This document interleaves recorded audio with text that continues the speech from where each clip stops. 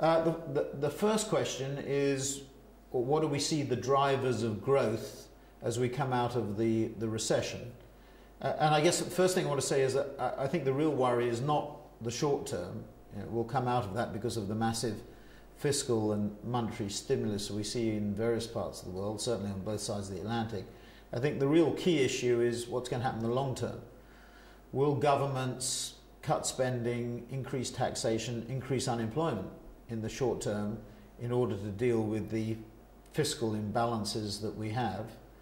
Or will they, as I think is much more likely, do the politically more acceptable thing, i.e. inflate our way out of the crisis, and we'll see long-term interest rates and inflation rise as a result?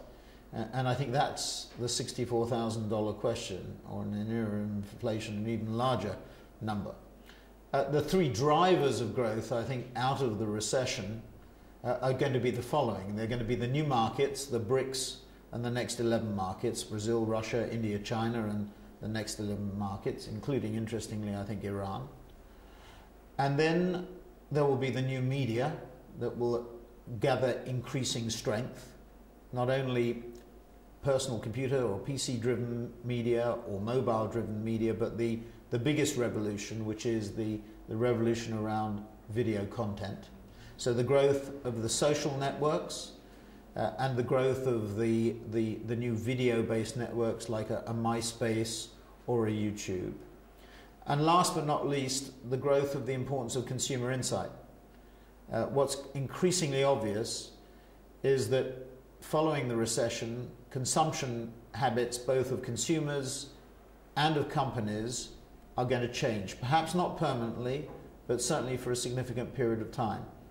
The impact of the collapse of Lehman and the unintended consequences that occurred as a result, or the unforeseen consequences that occurred as a result, have changed the patterns of consumption quite significantly. Certainly of liquidity and credit, but that's starting to come back.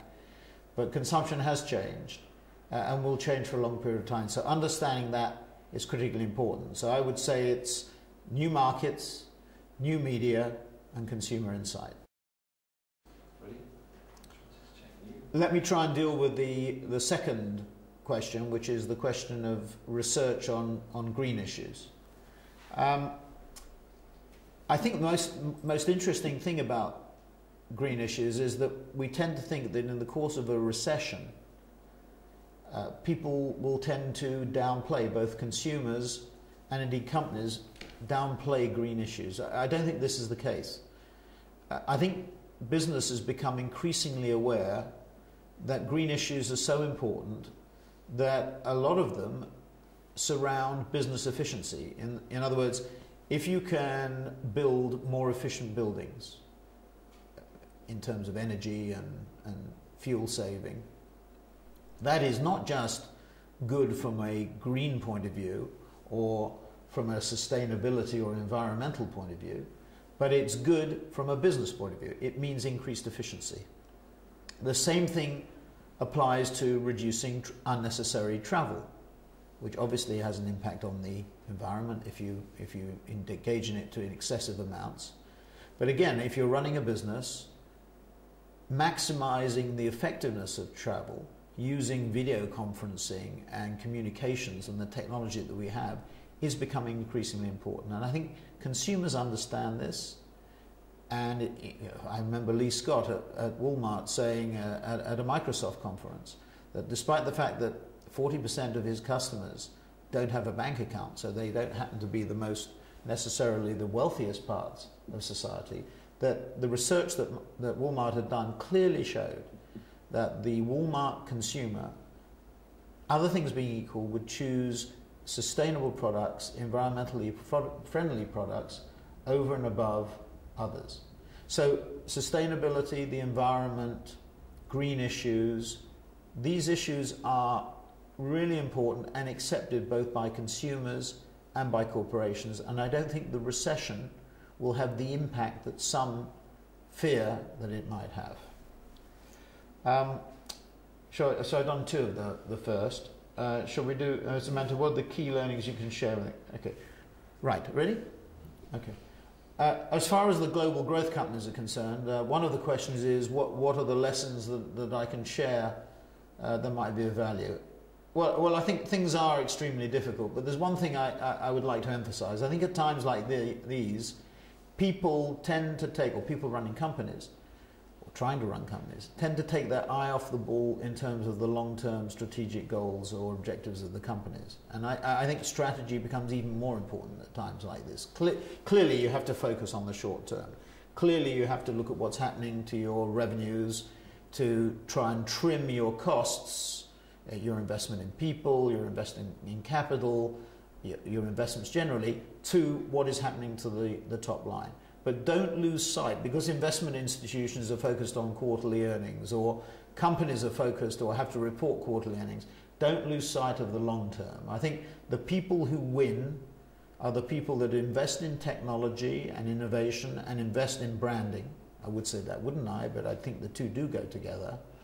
And those people that remain focused, at least in part, and a significant part, on the long term.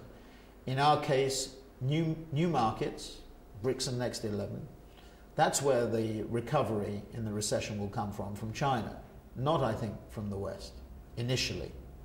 So new markets, new media, we still see growth in the digital areas of PC and mobile and video content, and those will continue to grow at a faster rate than traditional media. And last but not least, clearly at times like these, understanding what consumers and indeed corporates are thinking and doing and reacting in terms of, and how they're reacting in terms of their spending is critically important. So the lesson is strategy, and in our case it's those new markets, those new media, and consumer insight. So that's one question. Why is it important for you to engage? The second question is, why is it important for us to engage with you? Well, you are the future. You are Klaus Schwab's attempt, the World Economic Forum's attempt, indeed our attempt, because we've been intimately involved in developing the agenda with the global growth companies.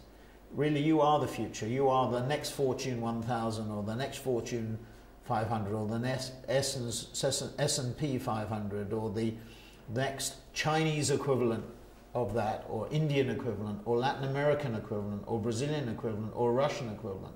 Clearly, the GGCs are the future, and we want to work together with the GGCs to try and develop their businesses, not only in their countries of origin, in Asia and Latin America, in Africa and the Middle East, and Central and Eastern Europe, and indeed in the US and Western Europe itself, but elsewhere in the world. So that's the real reason that we'd like to continue to work with you and develop an even deeper relationship.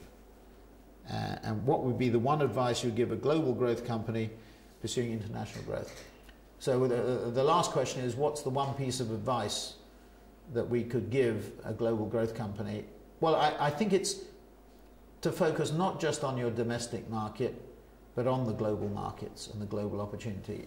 In the UK, where we're only 60 million people, we're a really pimple on the elephant's backside, really, in relation to a China with 1.3 or even maybe 1.5 billion people, or an India with 1.1 or 1.2 billion people. But even when you have markets of the size of China and India to penetrate, and they're not really one countries, they're 27 provinces or states, or 32 provinces or states, don't forget not only the opportunity and potential in your domestic market, but what you can do beyond. Don't be over-ambitious, but start to develop your brands, your products and your services beyond your country of origin throughout the world. So that would be my one piece of advice. Thanks very much.